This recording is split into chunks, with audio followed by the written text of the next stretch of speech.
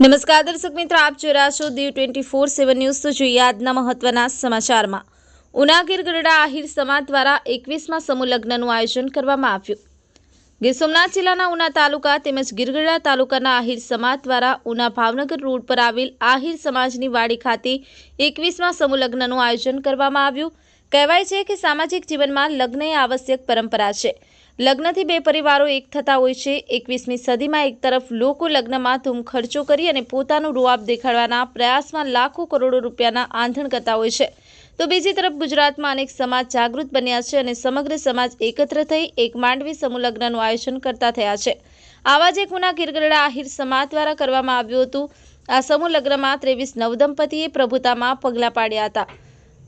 આ સમૂહ લગ્નમાં તાલાળાના ધારાસભ્ય ભગવાનભાઈ બારડ, આહિર અગ્રણી હીરાભાઈ જોટવા તેમજ આહિર સમાજના આગેવાનો, કર્મચારીઓ તથા આહિર અગ્રણીઓ તેમજ ઉના ગીર ગઢડાના તમામ આહિર સમાજના લોકો હાજર રહ્યા હતા।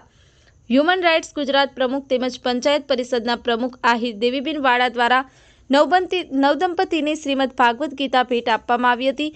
સાથે સાગલે લગ્ન નોંધણી પ્રમાણપત્ર સ્થળ ઉપર જ આપવામાં આવ્યું હતું। સાથે એક આહિર સમાજની નાનકડી દીકરી ધૈર્યાબેન દ્વારા સમૂહ લગ્નના ફાયદા અને ખોટા દેખાડા બંધ કરી સમૂહ લગ્નમાં જોડાવા માટે ખૂબ સુંદર મજાનું વક્તવ્ય આપવામાં આવ્યું। આ સમૂહ લગ્નની ખાસ વિશેષતા એ રહી હતી કે કોઈ પણ પ્રકારની ભવ્યતા વિના એકદમ સાદાઈથી લગ્ન સમારોહ યોજવામાં આવ્યો। કોઈ પણ ભેદભાવ વિના સમગ્ર એક પરિવારની જેમ પોતાના આંગણે આવેલા આ પ્રસંગને ઉજવ્યો હતો। સંવાદદાતા આહિર કાળુભાઈ, દીવ 24/7 ન્યૂઝ, રમેશ સત્યની સાથે।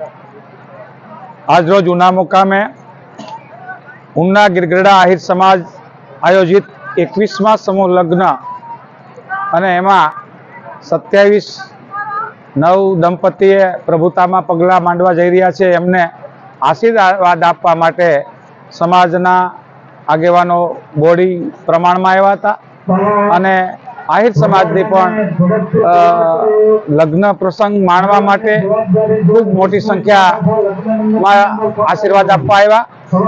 આવા ઉત્સવોથી જ્ઞાતિનો આત્મીયતા, એકતા, સંગઠન અને જ્ઞાતિમાં રહેલા કુરિવાજો દૂર કરવા અને જ્ઞાતિમાં સારી વાતો ફરી ઉપસ્થિત થાય અને આપણી જે પરંપરાઓ છે સારી એવી પરંપરાઓ ને વળગી રહીએ. આજે જ વાતમાં એવું કર્યું કે એક વખત સનાતન ધર્મમાં બધા જ લોકો મહા મહિનામાં લગ્ન કરતા હતા, જેના કારણે મહા મહિનામાં ખાસ કરીને ખેડૂત વર્ગ ફ્રી હોય અને જ્યારે એ વખતે આરોગ્ય માટે પણ ખૂબ સારું ગણાય. એટલા માટે મહા મહિના પૂરતા લગ્ન હોય તો 4-5 લગ્નો થાય તો આખું વર્ષ ફ્રી રહેવાય. એમના બદલે હાલની નવી જનરેશને આખા 12 મહિના જો લગ્ન થતા હોય તો લોકોને સમયની પણ અગવડતા પડે. એટલા માટે એમની પણ ચર્ચાઓ થઈ. સમૂહમાં સાથે મળીને જે સમાજ માટે જે નબળી વાતો છે, એમને ક્ષતિઓ છે, એમને દૂર કરવી અને સારા સમાજનું રચનાત્મક સંગઠન કરવું એવી ચર્ચા ઉપર સ્ટેજ ઉપર થઈ. ત્યારે અમારા આહિર સમાજના ઉના ગિરગડા આહિર સમાજના પ્રમુખ મેરુભાઈ રામના આગેવાનીમાં ખૂબ સારો અને ભવ્ય કાર્યક્રમ થયો, જેના લીધે હું મેરુભાઈને અને એમની આખી ટીમને ખૂબ ખૂબ ધન્યવાદ પાઠવું છું અને ઉના અને ગિરગડા આહિર સમાજના પ્રેરણાદાયક સમૂહ લગ્ન કરે છે એ એટલા માટે એમને પણ ખૂબ શુભેચ્છા પાઠવું છું.